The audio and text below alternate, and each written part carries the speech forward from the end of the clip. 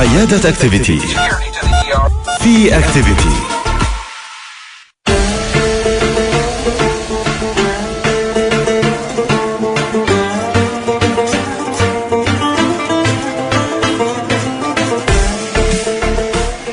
صباحكم صحة وعافية وما تشوفون شر إن شاء الله. ضيفنا اليوم الدكتور ناصر الصالحي، استشاري الأطفال بمستشفى المواساة بالرياض. صباح الخير يا دكتور ناصر. هلا والله. صباح الخير. هلا وسهلا فيك، كيف حالك؟ الحمد لله دوم إن شاء الله. اليوم دكتور راح نتكلم عن السعال الديكي، يعني هو يعتبر من الأمراض الجهاز التنفسي، بالرغم كمان أنه يتشابه مع أمراض أخرى، لكن اليوم راح نستعرض المسببات للسعال الديكي وكمان شو المقصود فيه. تفضل. بسم الله الرحمن الرحيم، والصلاة والسلام على أشرف المرسلين سيدنا محمد وعلى آله وصحبه أجمعين. بخصوص السعال الديكي أو ما يعرف بالشاهوق في بعض الدول العربية، نعم، من مسببات المرض عبارة عن عدوى جرثومية يسببها جرثومة تدعى بورتيديلا بيرتوسيس، وهذه الجرثومة تصيب الجهاز التنفسي. نعم. طبعا المرض في البداية بتكون أعراض الرشحة العادية، مثل سيلان الأنف، وتكون مصحوبة عادة بحمى منخفضة. فبشكل عام تكون بتشبه النزلات العادية. وفي بداية المرض بتكون صعب التشخيص، لأنه الأعراض بتكون مشابهة تماما لنزلات البرد العادية.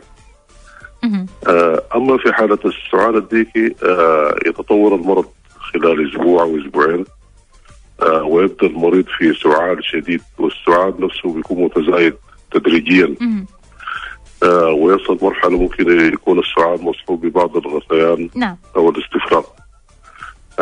ونوبات السعال نفسها ممكن تأخذ عدة أسابيع، تصل إلى 10 أو 12 أسبوع. وجاءت تسمية السعال الديكي لأن نوبة السعال عند الأطفال تنتهي بشهيق عميق، بيكون الصوت نفس الصوت الديكي يعني، ومن هنا جاءت التسمية بالسعال الديكي. اوكي، يعني لما يبدأ الكحل يطلع الصوت زي الديك بالضبط كده. ايوه. طيب، عادة هل في أعراض واضحة دكتور ناصر للشخص؟ والله يا أخي زي ما ذكرنا، يعني الأعراض الأولية دائما بتكون زي الزكام العادي أو الرشح العادي يعني، وفي سيلان في الأنف وحمى خفيفة يعني في البداية. لكن في خلال تطور المرض خلال أسبوع أو أسبوعين يكون المسألة تؤدي للسعال والقحة والاستفراغ وكذا. نعم. طب هل في عمرية يعني معرضة للإصابة فيه بشكل أكبر، يعني الأطفال أكثر ولا الكبار؟ ومتى تزداد يعني فرص الإصابة فيه؟ أيوة طبعا فرص الإصابة بتكون أكبر في الأطفال الرضع، لأنه طبعا نقص المناعة عندهم وكذا، والصغر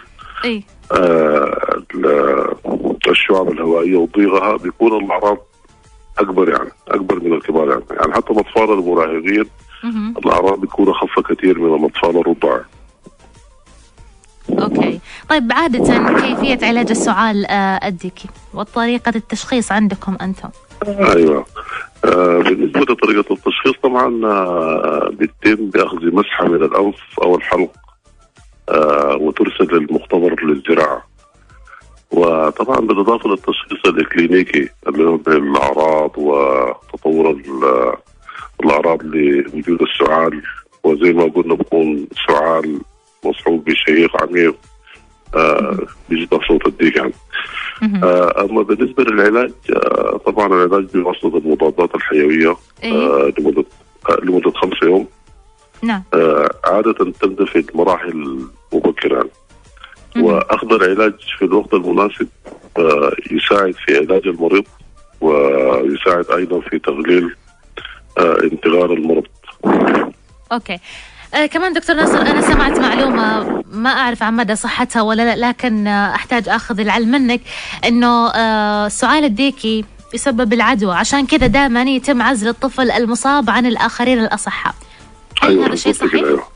لأنه طبعا الانتقال دائما بيتم عن طريق القحة أو العطس يعني، أو انتقال الرذاذ يعني. فعشان كده عملية العزل المريض بتكون حاجة مهمة جدا عشان نقلل انتشار المرض يعني.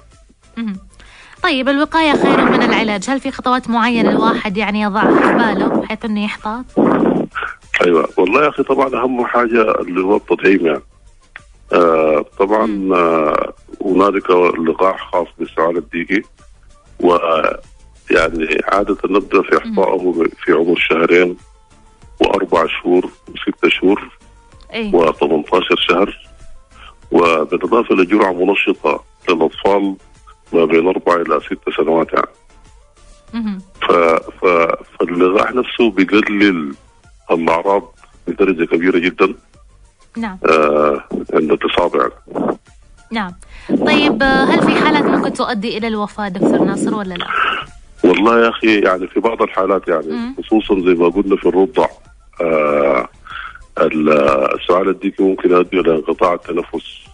عشان كده بننصح دائما الأطفال الصغار والأطفال الرضع في حالة وجود أعراض مثل الزكام أو الرشح لا بد من مراجعة الطبيب ولا بد من مراجعة المستشفى، لأنه المرض بيكون خطير في هذه المراحل السنية المبكرة. لا بد من علاجهم يعني في المستشفى لتفادي المضاعفات التي قد تؤدي إلى انقطاع التنفس وكذا والوفاة زي ما ذكرتي. نعم. نتمنى أكيد الجميع الصحة والعافية. رسالة ونصائح حابة توجهها في ختام حديثنا دكتور ناصر؟ والله الرسالة اللي بنوجهها من خلال البرنامج اللي هو زي ما ذكرت عزل المريض، يعني أي مريض بزكام أو نزلة بقدر الإمكان يكون يعني خصوصا لو كان مصحوب بسعال لا بد من عزل المريض لتقليل انتقال المرض. والرسالة الثانية المهمة بنوجهها اللي هو أهمية التطعيم يعني. زي ما ذكرنا التطعيم في المراحل السنية المبكرة بتغي من المرض. نعم.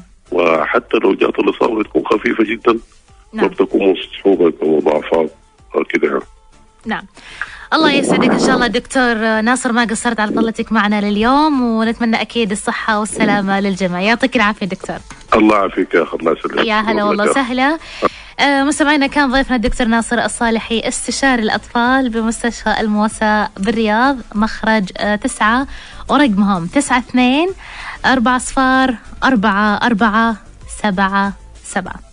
عيادة أكتيفيتي في أكتيفيتي.